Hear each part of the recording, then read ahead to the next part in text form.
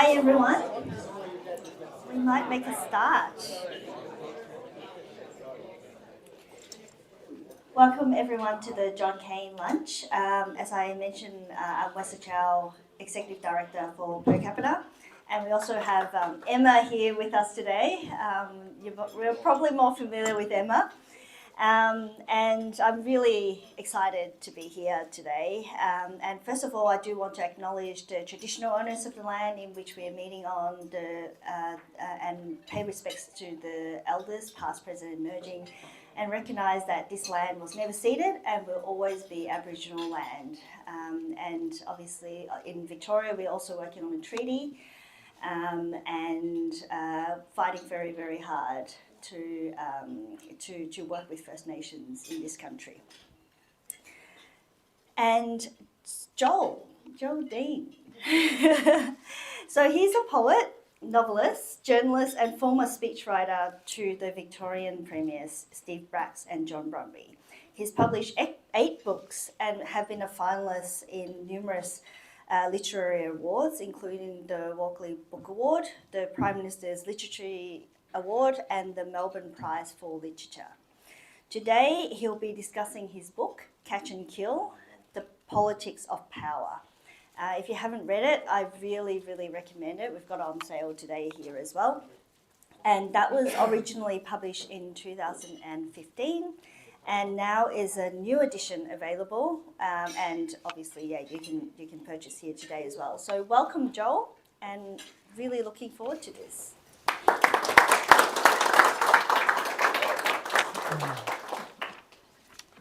Thank you. And can everyone hear me? Yep. Great. So before I start, I want to acknowledge the traditional owners of the land on which we are gathered, the Wurundjeri people of the Kulin Nation, and pay my respects to their elders past and present. I also want to acknowledge traditional owners watching online, especially anyone from Yorta Yorta country where I grew up. And I also want to acknowledge an old schoolmate of mine, war correspondent John Martinkus, who died on the weekend. And John was a great journalist, a great activist, and we were on the St Vincent de Paul Society together at, don't spread this around, but St Kevin's at the time. And John was he was a great young, it was a lot of fun, very smart, very street smart. And I remember going across the road with him to Melbourne Uni for the open day in 1986, and we'd both ridden our bikes. We both lived in inner Melbourne and talking about going to Melbourne Uni, but of course we did so badly, neither of us got in. And finally, I want to thank Capita for inviting me here today. It is an honour for me to speak at a forum named after John Cain. You see, John Cain was the first person I interviewed when I started work on Catch and Kill in 2011. I reread the transcript of that interview while preparing this speech, and much of what Cain said then still has currency now. For instance, he worried about the, as he put it, sectarian snake of racism, and felt anti-refugee politics was a proxy for the White Australia policy. He also felt that post 9/11, post the Tampa election of 2001, Australian political culture was frozen in time. John Cain was right then, and he is right now. We are still frozen in time. Speaking of time, I'll start by asking a question on the minds of more than one political train spotter.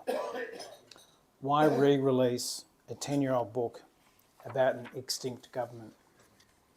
What possible relevance could the story of the Bracks-Brumby government have to the economic and environmental challenges we face today?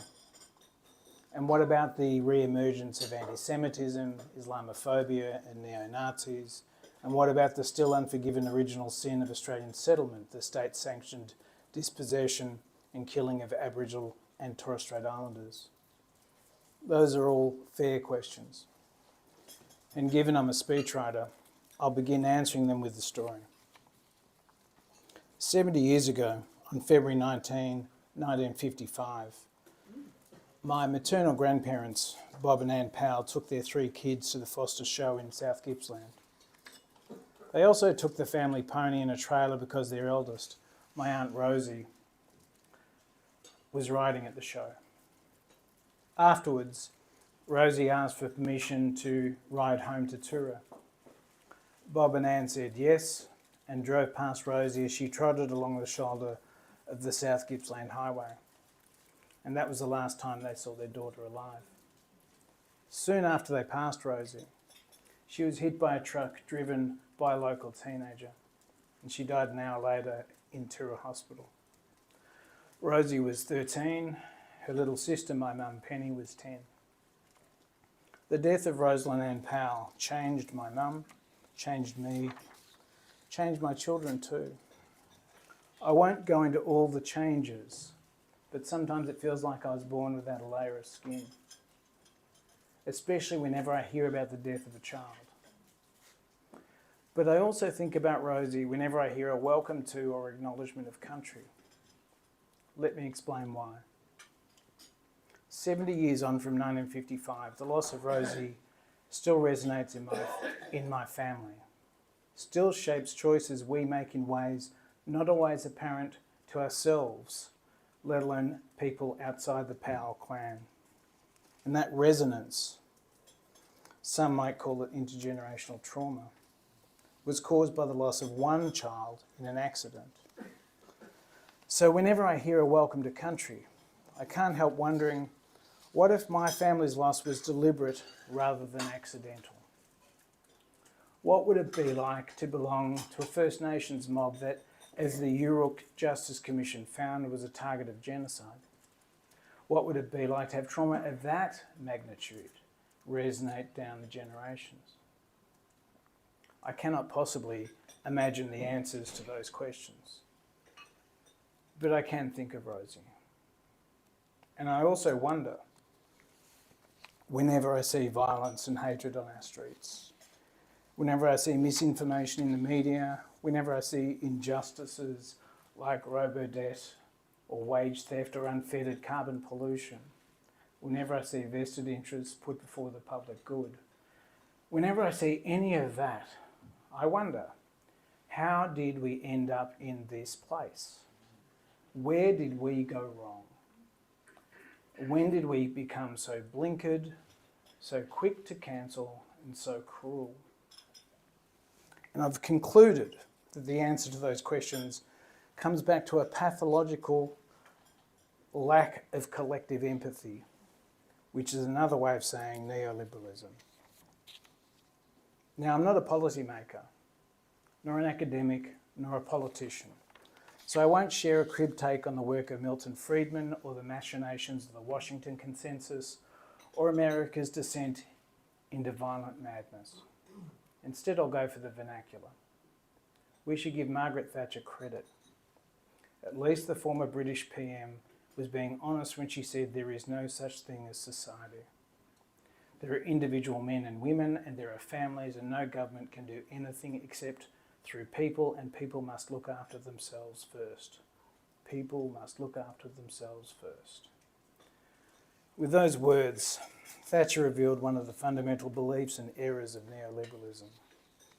Its disciples do not believe in society. I'm sure they care about their family and friends and their immediate community, people they have a tangible connection with.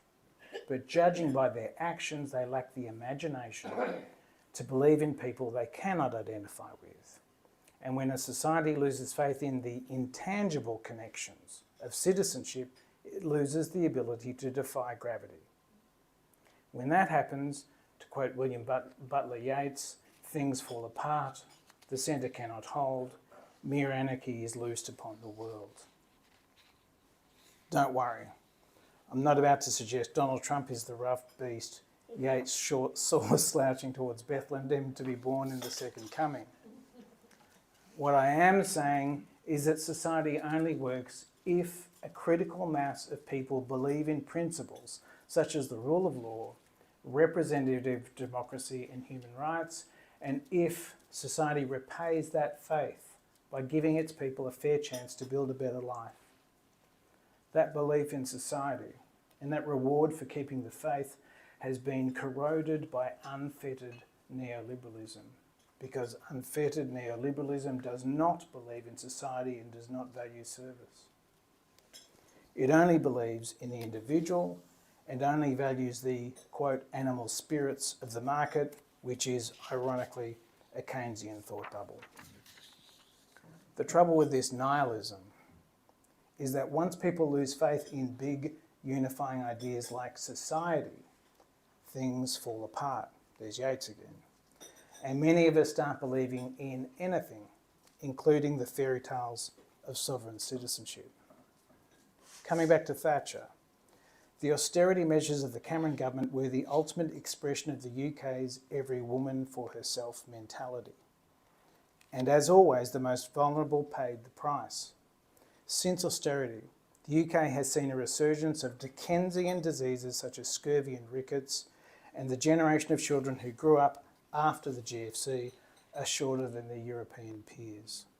As for Brexit, it was about more than the lies of the UK Independence Party and nostalgia for the Dunkirk spirit, much more. Among other things, it was an act of collective nihilism born out of hopelessness. And hopelessness is the ultimate franked credit of neoliberal piracy. Bear with me now, because in case you've missed it, I do have an axe to grind against neoliberalism. I'll confine my axe grinding to 3 headline points. First point, Keynesianism was not perfect. No economic theory is. But it did believe in the collective endeavour that is society, and post-war helped create the middle classes of the mid-20th century. Second point, neoliberalism only worked because, and this reflects its parasitic nature, it piggybacked on the middle class society created by Keynesianism during the post-war era. Neoliberalism stopped working in the US and the UK and is beginning to stop working here once it bled working people dry. My third point is an analogy. A nation is like a family car. Each generation, and this is where society really counts, each generation needs to agree to invest in repairs, maintenance and upgrades to ensure the national Toyota keeps up with the SUVs on the international freeway. You follow me? Yeah. Right. But neoliberalism doesn't prioritise nation maintaining, let alone building investments. Instead, it discourages societal investments in the national Toyota until the jalopy breaks down, then wants to sell the wreck for parts. All of which brings me, Phil Reid was wondering if I'd get there, all of which brings me to the Bracks-Brumby and Andrews-Allen governments. I'll start with some national, then some Victorian context. National context first. Australia sidestepped the worst impacts of Thatcherism and Reaganomics because the Hawke-Keating government moderated neoliberalism with social wage policies such as universal health care, compulsory superannuation and the indexation of pensions. But although the Rudd-Gillard government also implemented social reforms like paid parental leave and the National Disability Insurance Scheme, the tide has been turning against working people since the reform era ended in 2001. That tide turned into a tsunami during the Abbott-Turnbull-Morrison government. In fact, according to economist Ross Garnaut, the decade from 2013 delivered what was probably the largest ever fall in average Australian real wages. But the seeds of this failure of governance and policy were not all sown after 2013. You could argue the first seeds were sown in 1994, the year the Keating government released the Working Nation White Paper. Don't get me wrong, I'm not about to attack Keating. Not that stupid. Working Nation wasn't a bad policy. It included strategies to make Australia more inclusive. But it was the moment when, for the first time since 1945, the Commonwealth abandoned full employment as a policy. As a result, after the 1996 election of the Howard government, Keating's plans for making society more inclusive were forgotten, and our most economically vulnerable citizens became fiscal cannon fodder, a buffer used to lower labour costs and manage inflation. Now to the Victorian context. 4 months after my Aunt Rosie died, on June 7, 1955, Henry Bolte was elected Premier of Victoria. I see parallels between Bolte and two other Victorian premiers, Steve Bracks and Daniel Andrews. Like Bracks in 1999, Bolte was an unknown quantity when he won. Like Andrews in 2014, Bolte won because of the dysfunction of his opponents. I've grouped Bolte with Bracks and Andrews for another reason. Bolte was followed by two more Liberal premiers, Rupert Hamer and Lindsay Thompson, and that Conservative dynasty remained in government for a month shy of 27 years. Bracks started a similar run in 1999, with Labor in power for 22 of the past 26 years. I see the 22-year span of the Bracks-Brumby and Andrews-Allen governments as connected, a story of a government in two halves. No, I'm not planning to write a book about it. Yes, they are separate governments with different leaders and preoccupations. For instance, Steve Bracks and John Brumby were fiscally conservative and more interested in policy development, with Bracks giving the secretary of his department, Terry Moran, the go-ahead to turn Premier and Cabinet into a think tank. By comparison, the government led by Daniel Andrews and Jacinta Allen is more dominated by its leaders and their private officers, more prepared to go into debt, and more interested in infrastructure than ideas, as demonstrated by the size and scope of the big build. In addition, Andrews' second term was defined by the traumas of the pandemic, which I write about in the new introduction of Catch and Kill, so I won't go over that, replough that field. But how are the governments connected? In two ways. The first connection is people and ideas. Many of the key players in the Andrews-Allen government, Andrews, Allen, Tim Pallas, to name a few, started under Bracks and Brumby. And many of the ideas of the Andrews-Allen government are connected to the Bracks-Brumby years. Some connections are overt. For example, the Metro Tunnel is one of three signature Andrews-Allen achievements, but it was first announced and planned by the Brumby government at the instigation of policy wonks such as the late Andrew Harrington. Other connections are oblique. For example, the second signature Andrews-Allen achievement is the level crossing removal project, and it was at least partly inspired by the lag in public transport investment that contributed to the defeat of Brumby. In addition, another connection is that both governments showed and show ambitions for national leadership. Bracks and Brumby created the National Reform Agenda adopted by the Howard and Rudd governments, as well as providing the bureaucratic base camp for what became the Garner Review on Climate Change and Carbon Pricing. Andrews and Allen, meanwhile, are no less ambitious. I mentioned the Uruk Justice Commission. Victoria's Indigenous communities have, with the backing of Andrews and Allen, worked for a decade to get this state to the point where 190 years after the Port Phillip Association illegally set up shop, we're close to treaty. That is an extraordinary achievement. An achievement that, after the heartbreak of the Voice referendum, shows a possible way forward for other Australian jurisdictions. My point, there is a continuity of purpose and ambition that connects the two Labor governments. What separates them are their circumstances and preoccupations.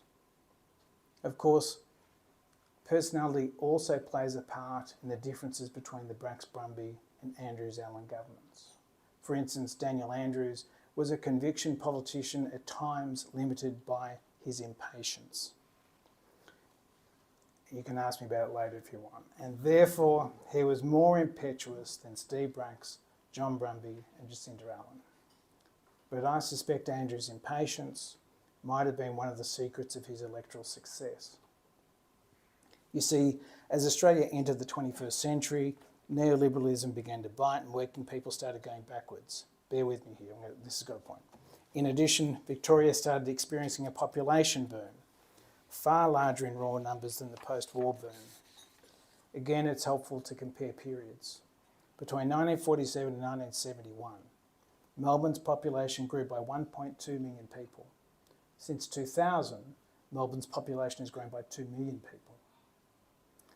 Bolte took office in 1955, by which time the population boom was in full swing, and went deep into debt to keep up with demand for infrastructure and services.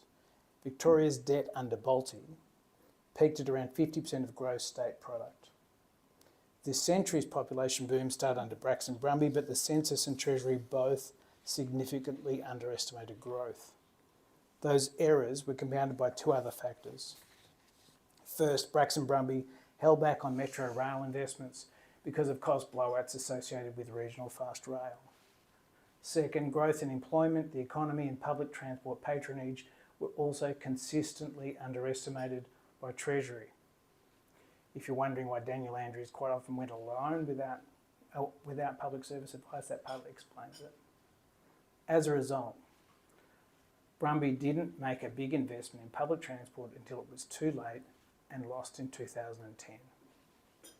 After Brumby lost, Victoria's population boom kept gathering steam, and when the coalition failed to act quickly, the electorate sacked a one-term government and turned back to Labor.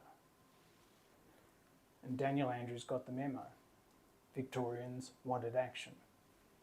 From day one, therefore, he took a fast-forward approach to government, pouring concrete and outsourcing social conundrums to royal commissions, rather than sweating on the slow burn of policy reform. In essence, Daniel Andrews was as impatient for change as the electorate he served, and it worked. Andrews brushed off critics, he bamboozled media commentators who assumed Australian governments should return to Howard fundamentalism after COVID, and he increased Victorian Labor's parliamentary numbers in every election, which is an extraordinary achievement. Jacinda Allen appears to be following suit, as demonstrated by her commitment to make working from home a legal right in Victoria. Does that mean she'll win the 2026 election? She's ahead in the polls, but it's too early to say. And Labor should not be lulled into a false sense of security by the state opposition's infighting.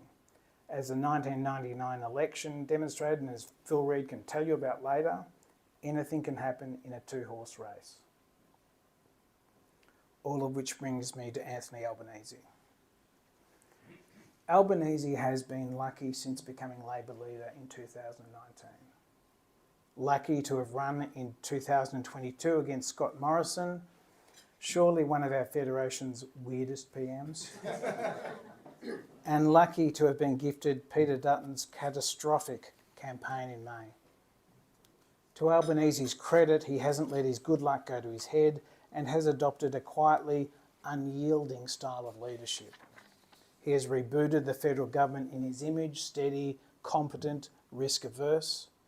And on the international stage, he has presented himself as a steady-as-she-goes leader, able to repair relations with China without provoking the US. And slowly but surely, he is exercising Howard's political ghost from Capitol Hill. But is a political exorcism enough? Of course not.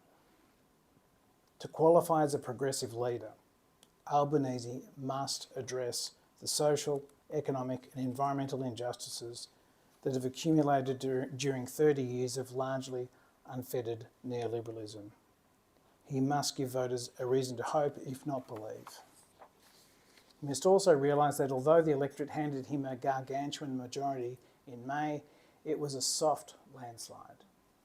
Labor's primary vote is still low, 36% according to the latest news poll, and minority party support is surging.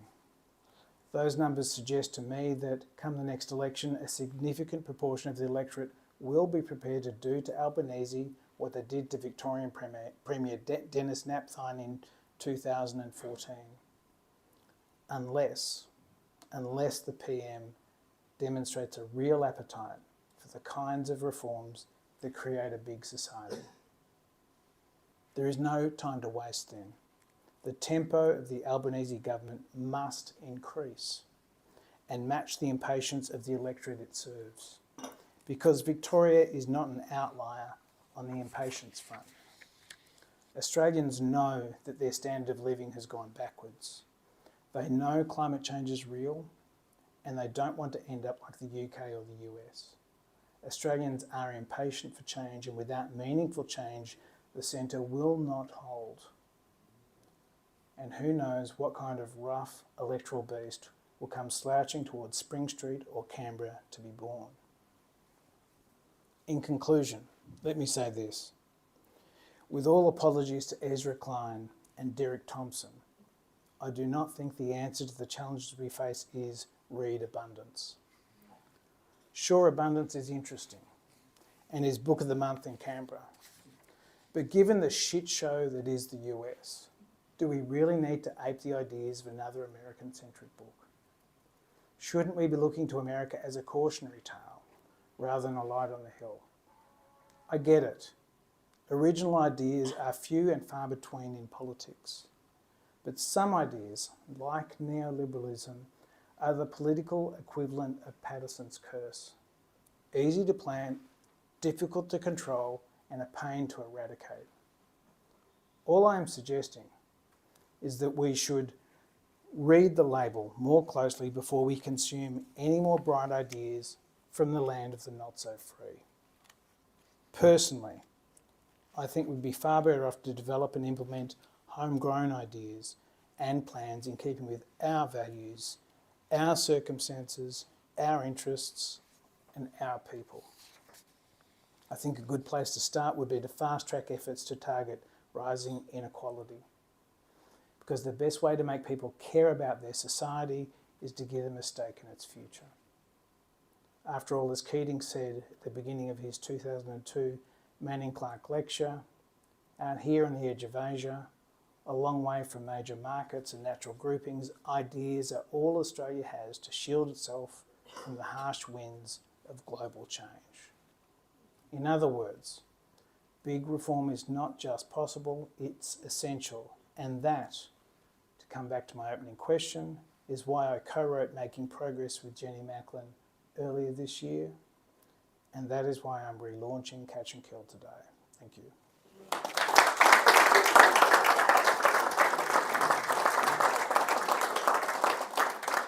Can I stand here? Thank you, Joel. Now we've got the Q&A section. So we also, for the people who are joining in online, you can send through the questions on the chat, and we'll read those out as well. So any questions? No. Come on, Phil. Okay, David. All right. You brought up the US and said we should look to it, but I want to raise it in a way to talk to you about, I guess, your key contention that our Prime Minister needs to be bolder. What's your view on the cautionary tale, perhaps, from the US that, being bold is actually stepping into an ideological fight? And how do you actually marry boldness with political success? You did have a go at it, but I'm going to ask it to you again. So you're talking about domestic politics here? Or Australia. The inequality matter. Yeah. That's the pitch you've made, that he needs to make bolder moves. I think results are, I think talk is cheap. America, one of the things, this is, like, I'm a political speechwriter and I teach speechwriting. People ask me, what's your favourite speech? And so, one of the things is Australian politics is, it's conversations. And people are really leery about their politicians. If you go outside of Spring Street and you see the statues of the Premier, they look you in the eye, like they're not supersized. That's what what Australians want from their politicians is real results and no BS, to put it. And I think that there's been a lot of BS. I think the last dozen years in Australia have been a disaster. We've lost so much ground. I could weep thinking about what was done with the carbon pricing scheme. And I was chatting with Peter Lewis before. I work in the tech sector in America. So I was there for 5 or 6 years, or 6 years, I think. And I love America. It's great. There's a lot of great things, but we are not America, right? It is a coincidence we speak the same language, right? And we need to stop. And we should not look to America. We should learn from them, and we should focus on the Australian story and the Australian people and what suits them.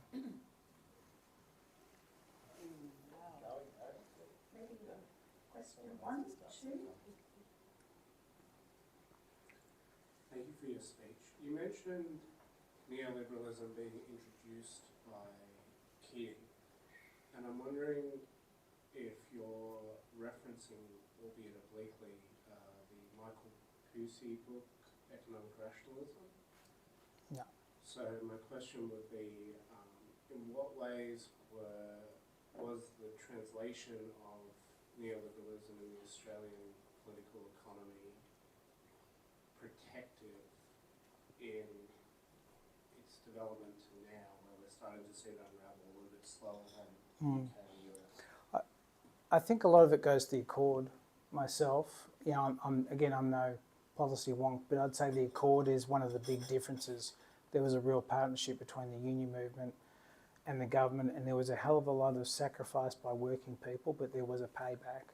And if you look at the real wages of Australians went through the roof during that period. And the other thing, if you look at, I mean, superannuation is a good example. You know, we've just got the point where that's finally hit the mark that Keating said in '92. And you know, so that's one of those policies that's still paying off, and it's not yet even reached maturity. So I think there was a lot of stuff where that government really they repaid the faith and there was a lot of faith put in that government. And I'm not saying we need to do that again, because for starters, the union movement's not the same. This goes to one of my other bugbears, the destruction of the union movement as a vehicle for mass change. It's one of our great dangers. I'm not sure if that's answers your question, but it does. Sarah, and then got 3 questions there. Great, we'll just pass the mic around. Thank you very much for that. That was excellent, and I will be nicking some of those beautiful lines as well. It's always nice to be in front of a speechwriter. Look, obviously I'm a big believer in think tanks, but one of the things that is concerning me about politics that clearly wasn't the case when I was studying primary school in 1999 is that there's this huge fear around new or big ideas, that as soon as an idea is put, it enters the political debate before it has any time for you to actually sort of dig around in it and think about the consequences. Not every idea that I would hope that think tanks put up are necessarily what we should do, but we should talk about them. But that's scary in the 24-hour news cycle. Do you see any way out of that? And if not, what do you think the solve is? Yeah. Because to be bold, right? We need. Yeah, we need. I think that. Look, I mean, in the intro, one thing I think is that, look, I'm going to give Daniel Andrews a plug here, but look, I actually don't know Daniel that well. He's not a mate or anything, so yeah. But I actually think there's a lot to be taken from how Daniel Andrews went about things. Daniel, he played very hardball with the media, probably too hard at times, but he went ahead and did shit, got shit done, as he puts it, and was repaid for that with, you know, ever increasing numbers in the lower house. And he also found ways to communicate directly with people. I mean, I think during COVID is an extreme example of that, with those sort of like incredible press conferences, but also through social media and all the rest. I mean, yeah, to digress slightly, part of the problem we've got, again, I was in America when .com went big in the 90s. That has destroyed the business model of mass media, right? And the media has been going bonkers ever since. And, News Corp has just become this weird, there was a time the Australian was actually a really serious paper, national paper of record and a whole bunch of stuff with great journos. There's still good journos there, but they're outnumbered, right? And so and this is the other thing, is there's not enough journos. So part of the problem is journalism is in crisis. We do not have enough journalists, and we need to do more to support good journalists. Would be part of it, but I've digressed. Virginia Wills, hi Joel. Hi. You mentioned people having a stake in society, then they won't go towards nihilism and self-destruction.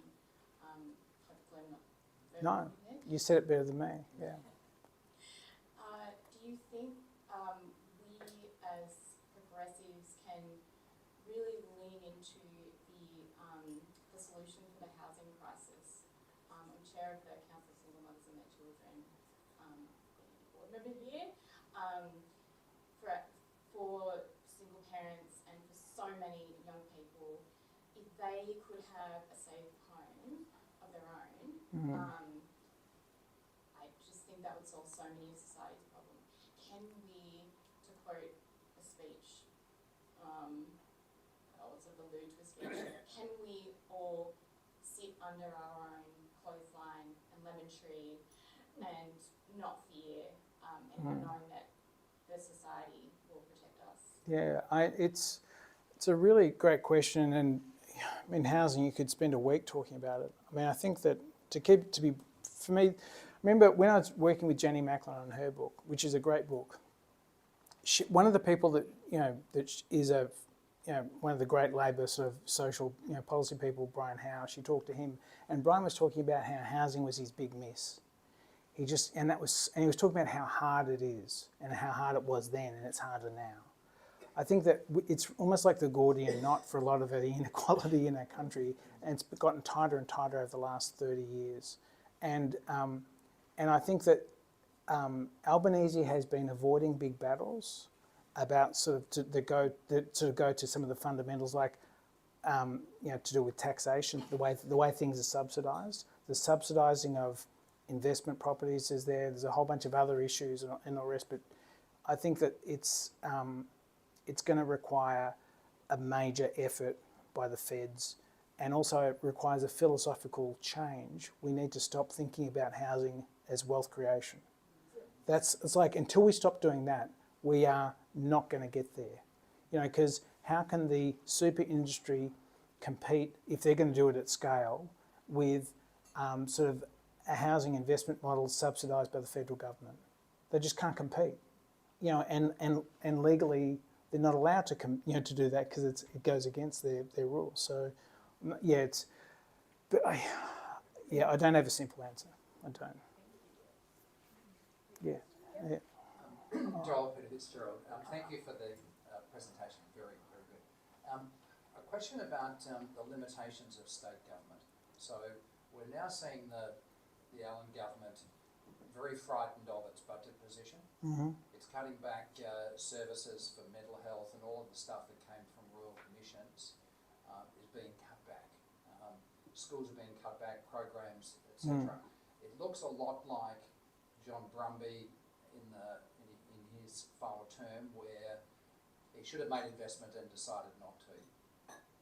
And we've seen recently the Tasmanian government literally fall because of an infrastructure project that they couldn't determine, was it too expensive for them? Have we become, so it's the opposite side of neoliberalism, government should have low debt. Yeah.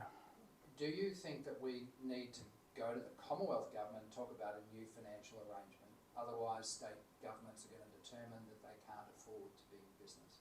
Yeah, I mean, I think that the GST deal was a dog for the states. I don't think it's a good deal. I think vertical fiscal equalisation, is that the proper term? Yeah. I think that's also, that's really been, that's been skewed by WA. So there's all sorts of problems in, the fact that the states deliver all the services and infrastructure and don't get them, it's a weird situation that we're in, especially if you're a state that doesn't have royalties from mining. So, yeah, it's a conversation that has to be had, but a grown-up conversation, and I'm not sure if we're up to it. I'd like to say we are, but I don't know. I'm not in those rooms. Yeah. Hi, John. Hey, Matt. I'm going to ask you a big picture question. So neoliberalism is no longer sort of seen as an ideology by many people. It's been the soup we've swum in for so long that it's, I think, by too many people just accepted as the way things are. And as David said earlier, we've had on the left a real reluctance to wade into big ideological battles. And we see those ideologies as very much in the social sphere rather than the economic sphere. And I'll get to the point. And at the same time, we're seeing the rise of a lot of institutions, very centrist, that think they're post-ideological, that are going to fix our politics, like dare I say it, McKinnon, E61, others that do good work but think they are post-ideological. My firm view is politics is all about ideology and the kind of society we want to be in. How do we stop the practitioners, the people that are advising our politicians, the highly professionalised, comms professionals, political wonks, from encouraging them on the left to avoid that ideological fight? How do we re-engage in the ideological fight against an ideology that has become so prevalent people don't even see it's there anymore? Wow, that's I think you're obviously a lot smarter than me. I mean, the thing that occurs to me, look, you are what you read, you are what you eat, and I think a lot of the stuff if it's garbage in, what comes out the other end. I think that we need to get a lot better at producing content, ideas that are not highfalutin but are really practical and can engage people with real conversations about real stuff. And we need to actually deal with the concrete stuff, and it needs to be back-ended by all the other stuff. You don't want to get up there and say, if I walk in the room and say, let me talk to you about neoliberalism, how do you reckon I'm going to go, right? Well, yeah, thanks for putting up with my shit, by the way. But if I go in there and I say, I want to talk to you about housing, that's a conversation that you can have, and you can have all the other stuff behind it. And this is so I think it's one of the things, if I'm going to be critical of Labor, federally in particular, I think we've been really bad at telling stories, like terrible. Sometimes I remember sitting through some speeches and going, oh my God, what was this written by? Anyway. I'm not saying I'd do better. I hope I would. Anyway, so yes. And then, sorry, we'll get. Yes.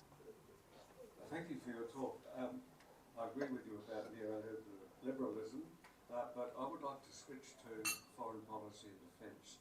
The reason for that is that all of the domestic issues that you have raised and that have come up in conversation are tremendously important.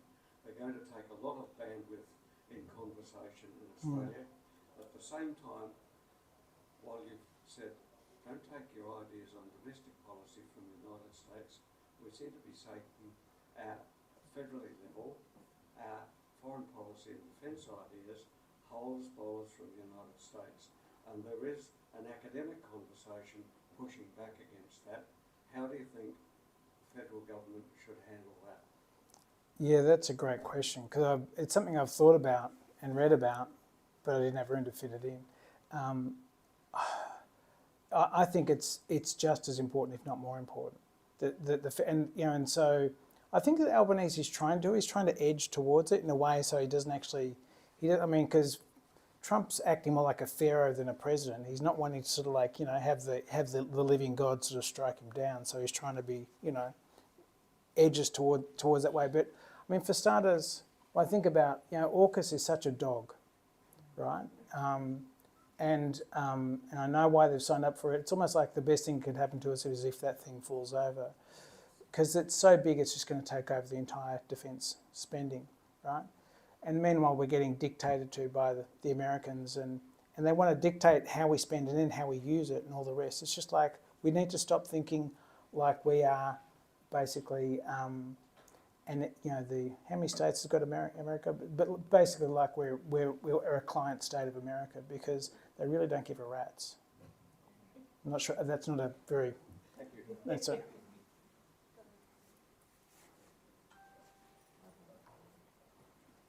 I'm doing politics and current affairs at U3A, which I find fascinating. I leave each lecture really depressed because it really shows up the haves and the have-nots. My question is a bit left field. I said to the lecturer, could we please have a session on Donald Trump and the effect that he's having in the world in a whole lot of aspects. I'm a nurse, and the measles epidemic is going like you can't believe. I know what that is like with deafness, mental retardation and whatnot. So my question is, do you think that the damage he is doing to the world is reversible, or is this how it's going to be? I think a couple of things. First of all, it didn't start with Trump. You know, public health was actually tanked by Reagan, right? So so a lot of this is decades in the making, and he's the worst, you know, manifestation of it. I think we've entered a new era in global politics. I mean, we're well into it, and America's accelerating that. I don't know what it's going to look like, you know, but but America is seem to be disappearing down its foxhole, and you know, I lived in America. I love America. It's an amazing place with a lot of amazing people, and it just really upsets me to see it. I take no pleasure in saying it, but they have, you know, it's. I don't know whether they're going to remain a democracy. I mean, to say that's incredible, whether they even are a functioning democracy is another thing. Who's going to turn it around? Well, I think that Australia needs to, so far as we can't turn it around, we're just a small country. What we can do is take control of our patch. And so that's the Pacific. We need to be much better neighbours. We need to we've spent too long taking our neighbours for granted. We need to be better neighbours in the Pacific. We need to strengthen our ties with India and China and other Southeast Asian nations and Japan. And we need to assume that America is not going to be there. That would be my take. Are you optimistic at all? Well, I've got 3 kids, so I've got to be. That's exactly, we've got 3 grandchildren. Yeah. And I just think our children are okay, right? But what about the grandchildren? Yeah, and What about them? what's the thing? It's the reason I got into politics, right? I got into politics because I was horrified by what I saw Jeff Kennett doing, and I thought, well, I can either complain about it or try to do something about it. So I started working in the state opposition. And so it's the same where we have, you know, we've got to put our shoulder to the wheel and do what we can to make Australia as self-sufficient and as secure and as fair as we can. What if you're 75? What can you do then? I think we can. I mean, it's the thing. Like, you know, I mentioned John Martinkus. Well, you know, he just died at 56. You don't know how many days we've got left. You can just got today. Let's work on today. That's it. John, so I've got half a thesis in my head that I want to test with you, which I think the structural challenge this Albanese government's got is that the left have won the castle, and normally you would not have that, and the left would be providing the internal friction within the government. But the people that would normally be challenging the government are in the they're in charge. I guess the counterfactual is Andrew's in Victoria. Yeah. I'm just interested in your reflections on that. I know factions are kind of dead, but I also feel that there is I can't see a ginger group within the government that's pushing for more ambitious, more holding the centre ground. Yeah, I mean, what happens when the dog catches? Albo needs an Albo. Yeah, what happens when the dog catches the car is the thing. Yeah, I think it's a really. I mean, again, I'll go back to Bracks-Brumby, and again, I deal with this in Catch and Kill. One of the reasons the Bracks-Brumby government worked was that there was a lot of internal competition for ideas within that cabinet, and Bracks set it up that way. He had 2 brilliant sort of ministers within there who were good enough to be premier themselves, John Thwaites and John Brumby, and they were set up as almost like leaders of their gangs, and they were at war within that cabinet. Not at war, they were friends, but they were competing all the time. He also set up, you know, the Department of Premier and Cabinet under Terry Moore, and as another alternative source of ideas, and he had them, and that was pissing off his private office, right? And that was pissing off his treasurer. And that was pissing, but like Steve didn't care. He wanted competition and ideas. So it's up to the leader. Like I've always said, every minister minister's office reflects the minister. Every government reflects its leader. The government you know, what sort of government does Albo want? It's up to him. If he wants good ideas, he's got to set up internal competition. I don't know enough about the government to know how it's working, but I've seen how it works properly. And you know, one of the problems that John Brumby had, and Brumby was a brilliant politician, was that when he became Premier, he didn't have a John Brumby in his cabinet, right? Or a John Thwaites, right? So, yeah, he had a lot of really great people. I'm not, you know, shit-canning the people in the cabinet, but Thwaites and Brumby are extraordinary people, you know, and then you got, you know, people like Hulls as well. So, you know, it's a very, you need good people, but you need to have internal competition. And so you probably know more about me about how the internal competition goes there. Joel, a lot of issues and scandals even that pop up from time to time are laid at the feet, I think, of outsourcing and lax oversight of outsourced services. It's really impractical to bring a lot of those things back into government, but I wonder what your view would be of the direct provision of public housing in Victoria, forgetting, you know, how it's going to be financed, but that would seem to be an easy candidate for direct provision of...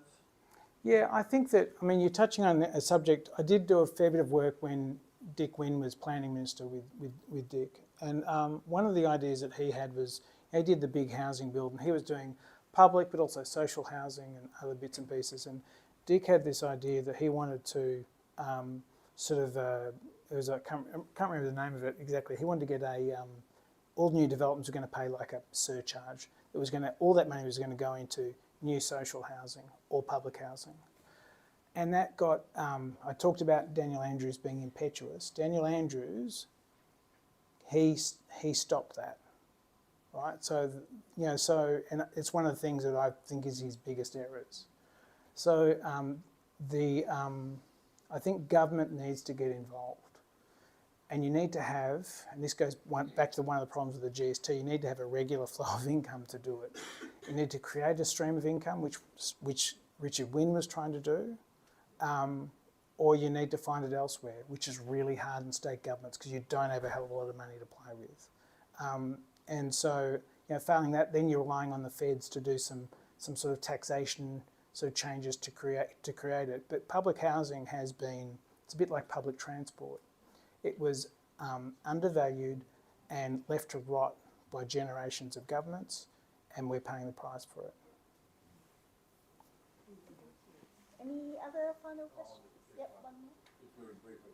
Well, look, one thing that never gets considered in our labour movement generally by governments is the important role that co-ops can play in democratising the economy and, for example, if government departments have got problems, instead of trying to solve everything with that huge bureaucracy, being taken over by co-ops.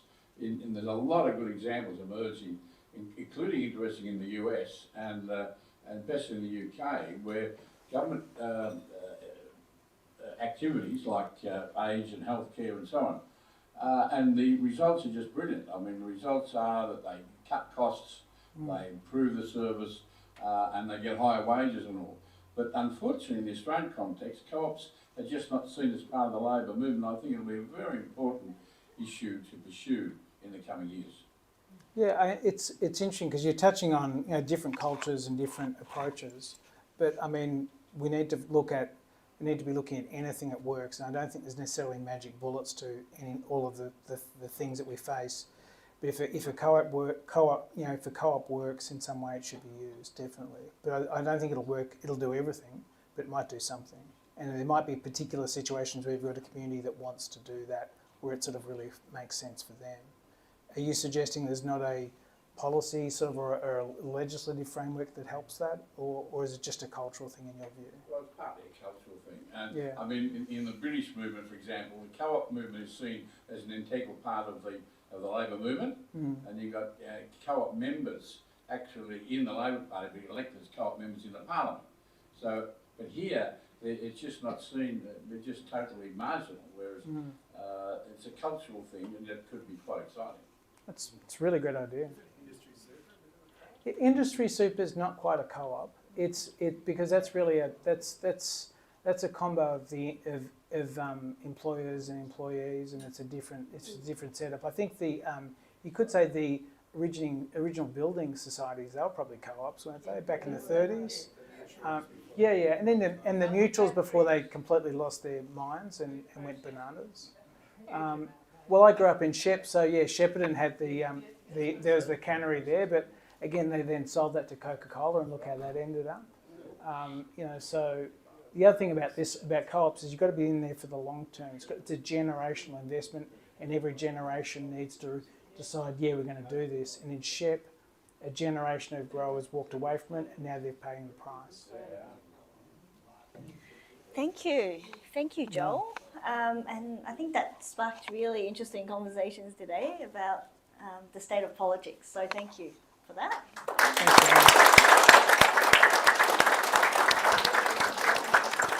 And just a reminder, the books are on sale if you would like a copy. Like I said, it's a really interesting read. So the next date for the John Cain lunch is on the 15th of October, and the speaker would be myself, and I will be sharing a little bit about my journey, and also my first public sharing of my thesis, which is on political skills and how politicians develop them. And I'll weave a little bit of my own story into it on my development of political skills as well. So I hope you can join us there. And if you would like to stay updated on Per Capita podcast events and research, please subscribe to our mailing list. If you haven't done so, it's also on our website. And if you're listening this on YouTube, please hit the subscribe button so that you can get all the updates as well. Thank you. Thank you. Thanks for the space.